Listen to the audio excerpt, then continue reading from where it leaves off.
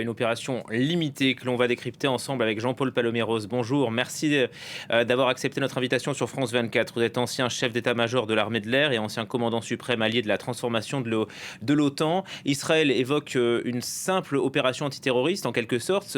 Ce n'est donc pas le début de l'offensive terrestre promise par Netanyahou depuis 3 mois. Oh, c'est quand même, on retrouve un peu les ingrédients de l'offensive initiale sur Gaza. C'est pareil, M. Netanyahou niait que ce fut les prémices de l'opération. Bon, c'est normal, hein, il ne va pas dévoiler ses plans, mais on voit bien quand même se dessiner cette espèce de cordon sanitaire que les Israéliens veulent construire, veulent bâtir autour de la bande de Gaza. Ce sont des travaux d'Hercule, déjà en contrôlant les points d'entrée, mais pour moi, il est clair qu'ils vont essayer, sans s'engager forcément très profondément. Alors sur Rafah, ils vont faire quelque chose, c'est clair, puisqu'il resterait 3 ou 4 bataillons du Hamas. Ça, ce sont les Israéliens qui le disent. Mais c'est vrai qu'ils prennent, pour l'instant en tout cas, plus de précautions qu'ils n'en ont pris initialement. Ça veut dire qu'on y voit un peu plus clair là dans la stratégie israélienne, installation donc comme vous le disiez de sorte de zone de tampon et pas forcément d'occupation là pour l'instant, mais un encerclement. Bah, ils n'ont pas, les Israéliens, même s'ils le voulaient, n'auraient sans doute pas les moyens d'occuper sur le long terme l'ensemble de la bande de Gaza. Donc ils ciblent leurs effets et ils se donnent le droit de revenir ou de revisiter en quelque sorte les cibles qui pourraient présenter un intérêt majeur. Ça, c'est la stratégie globale des Israéliens, tout en contrôlant donc cette bande frontière, ce qui va leur demander quand même beaucoup de moyens. J'imagine qu'ils vont mettre aussi beaucoup de technologie là-dedans. Et surtout, évidemment, les points de passage pour éviter d'être de nouveau surpris par une résurgence du Hamas. Il faut couper le Hamas de ses sources, c'est clair. Il y a aussi la partie maritime, ça c'est un sujet en soi. Et ça passe donc par Rafah. C'est pour ça que l'armée israélienne s'acharne sur cette ville. Bah, c'est le dernier repli, en quelque sorte, à la fois pour les Palestiniens, puisqu'il y a, on l'a dit, 1,5 million Palestiniens gazaouis qui sont là maintenant, puisqu'ils n'ont pas non plus le droit de retourner dans le Nord. Il faut bien qu'ils soient quelque part, les pauvres. Mais il y a aussi, évidemment, le Hamas qui s'est replié, et peut-être, sans doute, les otages qui sont quelque part par là. Le patron militaire du Hamas est peut-être là aussi. Enfin, on ne voit pas où il serait ailleurs parce que toutes les autres zones ont bien été quadrillées.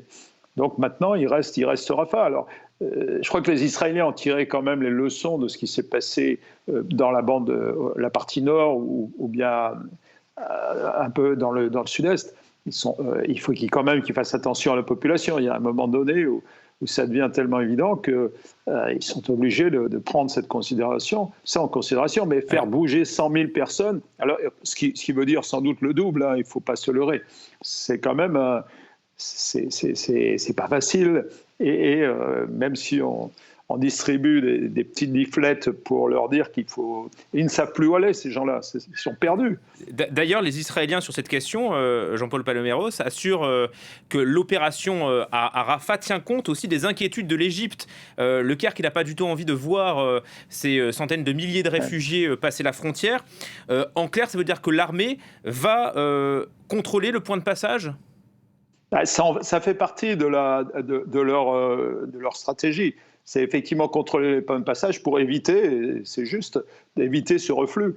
Question qui ne se posait pas par ailleurs ailleurs. Mais là, on est directement en contact avec l'Égypte. Les Israéliens, évidemment, n'ont absolument pas envie d'avoir un problème quelconque avec les Égyptiens. Donc, ils veulent contenir évidemment les Palestiniens qui eux-mêmes n'ont pas vraiment envie de quitter leur terre parce qu'ils savent qu'ils n'y reviendront pas. Le fond du problème, il est là, c'est qu'ils savent très bien que s'ils partent, ça sera terminé pour eux. Mais c'est un véritable casse-tête, ça, pour les civils. On ne voit pas où ils pourraient aller aujourd'hui. S'ils ne peuvent pas aller en Égypte, ils ne peuvent pas non plus aller ailleurs dans la bande de Gaza qui est complètement détruite. Ça, c'est un casse-tête aussi pour l'état-major israélien, on l'imagine ?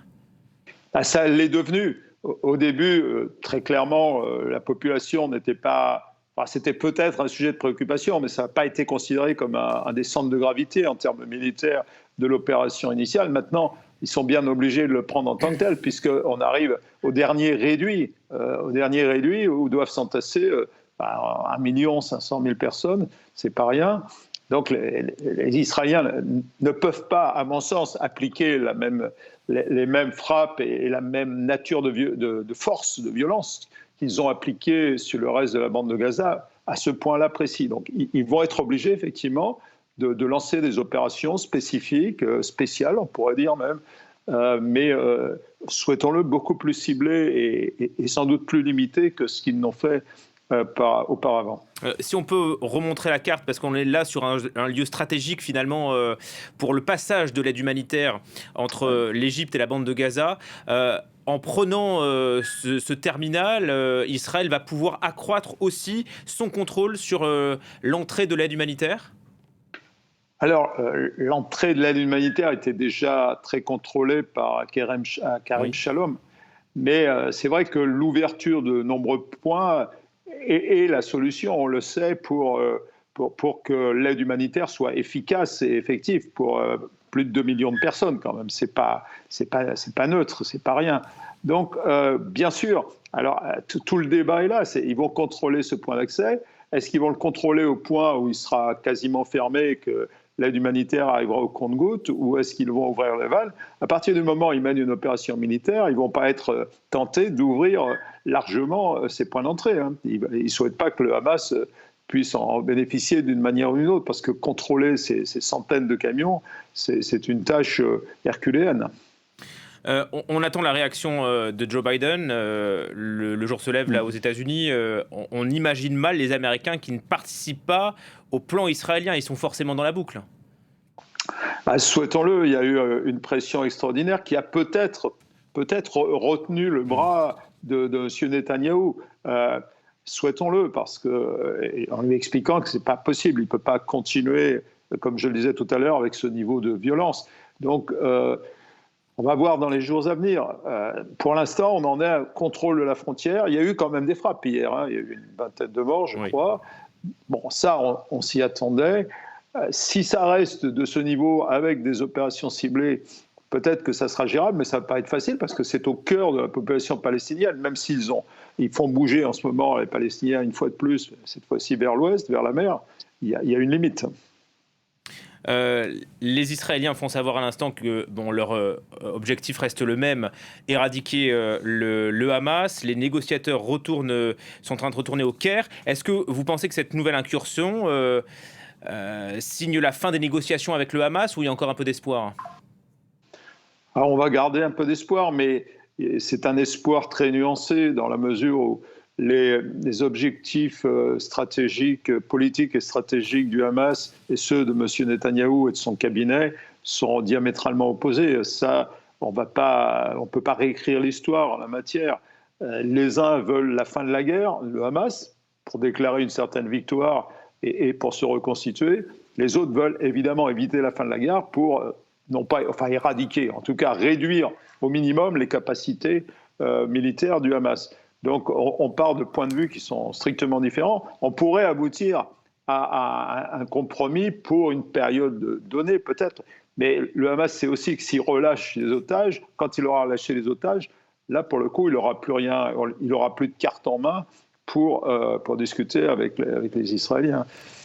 Les otages qui seraient retenus en majorité sur Rafah, c'est l'un des enjeux aussi de cette incursion. Oui, on peut penser qu'ils sont pour la plupart à Rafah. Ce qu'il reste, est-ce que le Hamas, moi c'est une question que je me pose, est-ce que le Hamas mesure bien il doit savoir sans doute, je le pense, mais le sort de tous les otages, c'est même pas évident. Mais enfin, en tout cas, je pense qu'il en reste malheureusement moins que le décompte qui en est fait aujourd'hui. Merci beaucoup Jean-Paul Paloméros.